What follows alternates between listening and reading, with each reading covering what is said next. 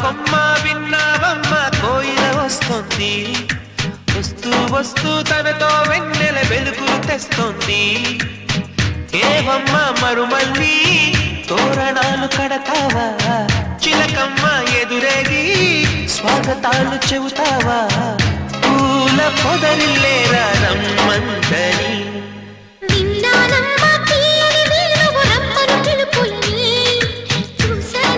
స్వాగతమంటూ తెరిచిన